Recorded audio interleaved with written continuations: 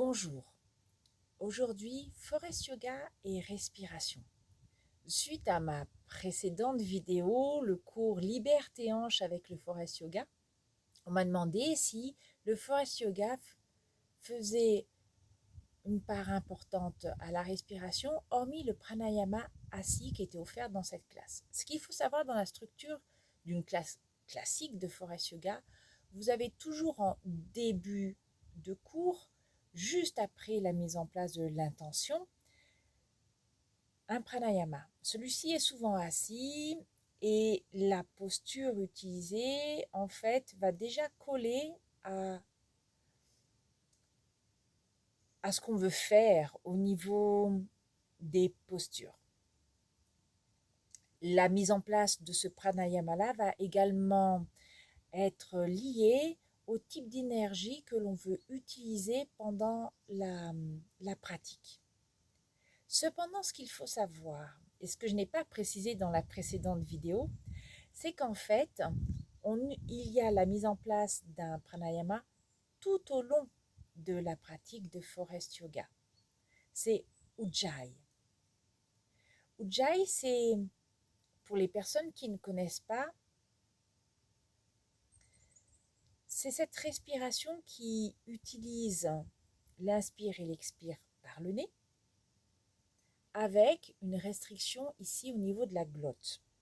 En fait, la glotte se resserre légèrement, ce qui fait que le volume d'air qui entre et qui sort est ralenti, et ça produit un son.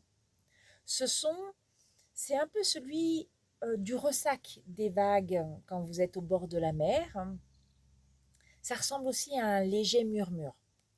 Ujjayi permet d'approfondir la respiration parce qu'en Forest Yoga, quand on va chercher relativement loin, pas forcément dans les postures parce que les postures sont les mêmes en yoga, mais avec l'intention qui est délivrée, où on nous demande le plus souvent en fait de suivre le souffle dans une partie du corps. Alors, deux choses. La première, c'est que on est complètement d'accord. Le souffle, l'air, quand il est inspiré, il ne va que dans un seul endroit, les poumons. Après, il y a la chimie qui s'opère dans notre corps, où on a une partie de l'oxygène qui va aller dans le sang. Mais c'est pas ici la question. Ici, c'est l'idée de quand on respire dans ses poumons et que on dit par exemple de respirer dans les muscles du cou pour détendre le cou. Bien sûr que l'air ne va pas ici dans le cou. Mais le fait, cette capacité de focaliser son attention sur cette partie du corps, eh bien, cette intention va générer une, une impulsion, si vous voulez, un message entre le cerveau, la respiration, le système nerveux et le muscle concerné, donc ici les muscles du cou. Et ce message, ça va être celui de se détendre.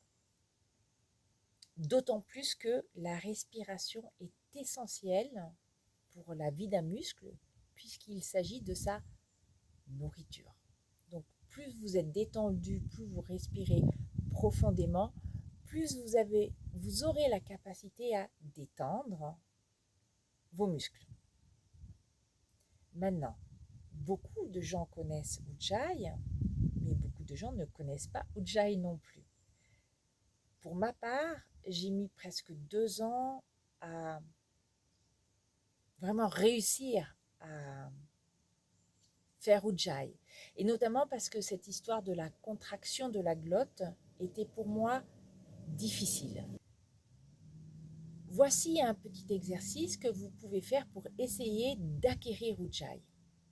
Le premier, c'est d'abord de repérer sa capacité à créer ce murmure avec l'air et sa bouche. On va inspirer et expirer par la bouche en essayant de faire comme un léger soupir.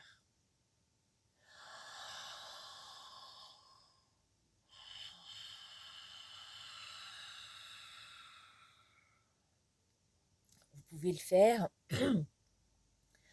de 1 à 5 fois. J'aime pas du tout faire cette respiration la bouche ouverte parce que tout de suite ça m'assèche le fond de la gorge. La deuxième étape, ce sera d'inspirer par le nez, la bouche sera donc fermée, et d'expirer par la bouche ouverte, toujours en essayant de produire ce son.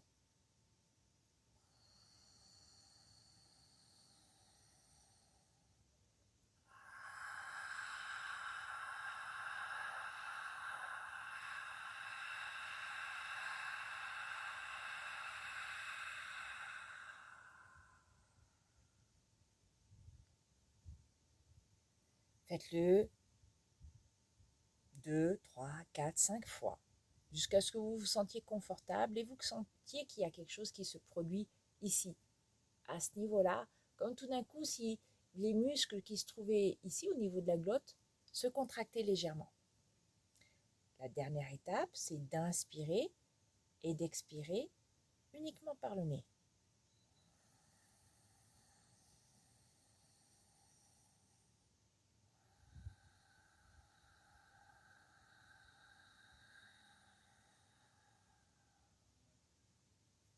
Donnez-vous le temps d'apprendre cette respiration.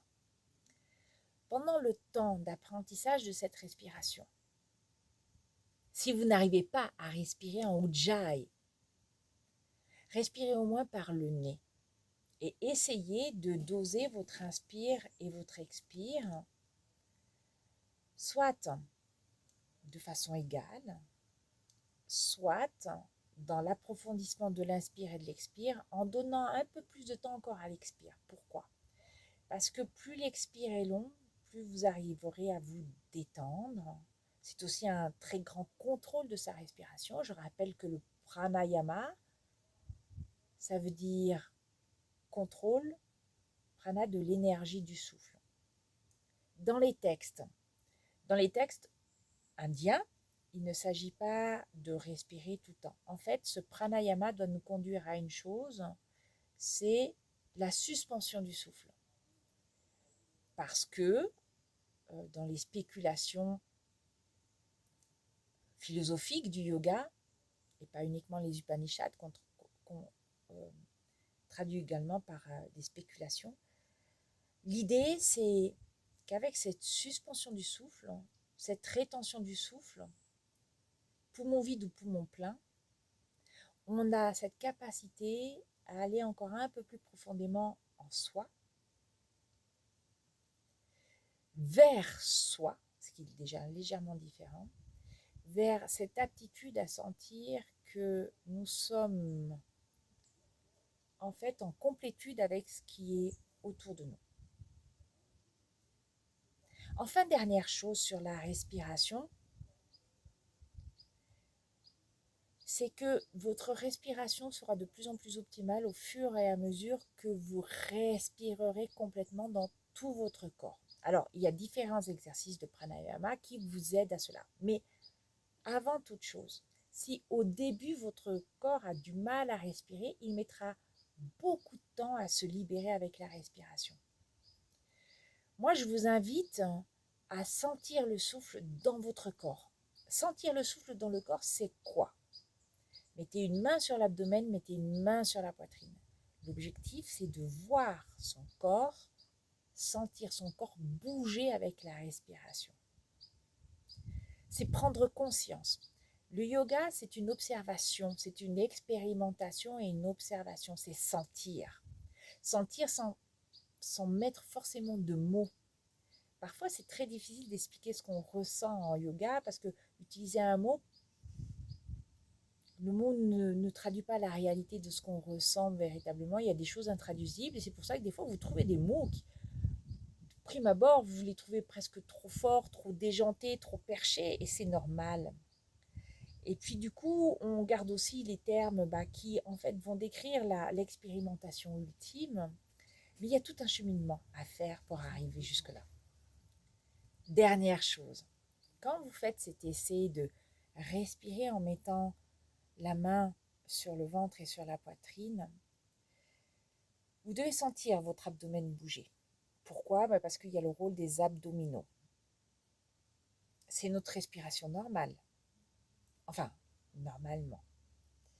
Là, on a plus de difficultés, c'est à faire monter le souffle jusqu'en haut, jusqu'au niveau de la poitrine, et si possible, jusqu'ici, là. Ici, c'est la clavicule, hein, et notre poumon, il arrive là, là, juste au-dessus de la clavicule. Quand on arrive à remplir le poumon jusque-là, en fait, on a une capacité pulmonaire qui s'agrandit. Alors, l'objectif n'est pas ici de remplir jusqu'ici et de sentir vos clavicules monter haut. Non, l'idée, c'est de sentir que votre poitrine se remplit, que votre cage thoracique se remplit à l'avant, sur les côtés, de chaque côté, et à l'arrière dans le dos. Parce que plus vous arriverez à cette respiration, c'est un cercle vicieux. C'est un cercle vertueux, pardon. Plus vous allez laisser de la place à vos poumons pour se remplir, plus vos muscles qui sont ici vont se détendre. Et notamment, je pense aux pectoraux et aux muscles du dos et du cou.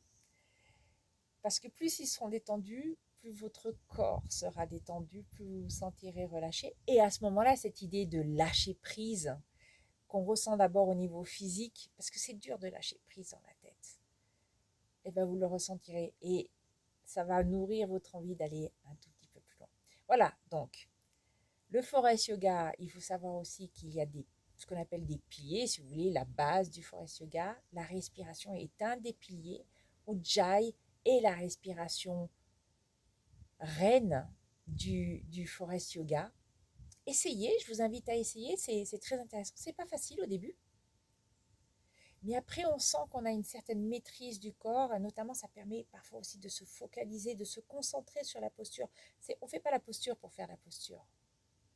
C'est très intéressant quand on l'a réussi parce que tout d'un coup on a un effet d'endorphine, on est heureux, on ressent cette joie, vous savez, cette joie profonde dont on parle en yoga, Ananda, on la ressent déjà dans les postures, bien sûr. Surtout, la respiration, au fur et à mesure, va vous guider dans une concentration pour pouvoir rentrer en vous. Et n'oubliez pas, ça, c'est les étapes du yoga qui vous mènent vers la méditation, vers cet état d'éveil qu'on recherche. Tous, plus ou moins, consciemment. Voilà, j'espère que ça va pouvoir répondre à certaines de vos questions. Je vous remercie beaucoup de suivre ces quelques vidéos, en tout cas pour vous, au moins connaître ce qu'est le Forest Yoga. Je vous souhaite à tous une excellente journée.